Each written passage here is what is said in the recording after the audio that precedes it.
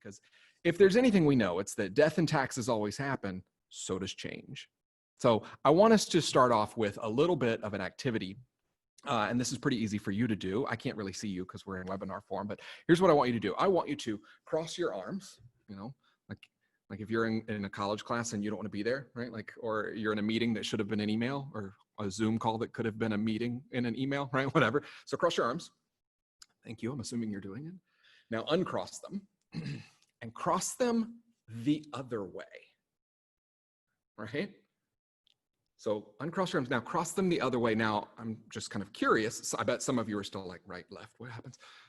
How does that feel? Go ahead and type in the comments. How does that feel to cross your arms in the other direction? Feels weird, right? Backwards, different. These are all very valid, not normal. I don't like it, right? Oh, these are the things that we're not used to, right? Uncomfortable, weird, awkward, uncomfortable. This is a lot. No bueno, I agree. Still so not natural, still struggling. And some of you will probably struggle with this, and it's okay.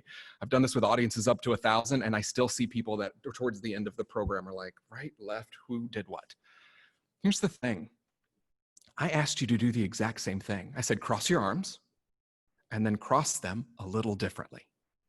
That's what change feels like. That's all that change feels like. Change feels like doing maybe something, just tweaking something a little bit, but it feels uncomfortable, right? Maybe our team isn't ready for it. Maybe our friends are like, well, I don't really like this. Or if you're in charge of a bunch of other people and you're like, hey, let's try to do this meeting this way. And people are like, I don't like it, right? And then they go back to what's comfortable.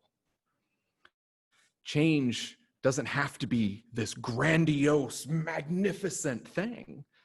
Change can just be something tiny that you tackle and that you take on. So that's kind of what I want to talk to you about today, and go into this theory that I created, that I had this brainchild, and I was able to work with a friend of mine, Kate Steiner. And so she and I kind of came together, and I had this idea of a better way to understand team dynamics. And so I call it the wheel of change. Mostly because it looks like a wheel and it goes in a, kind of a motion, right? So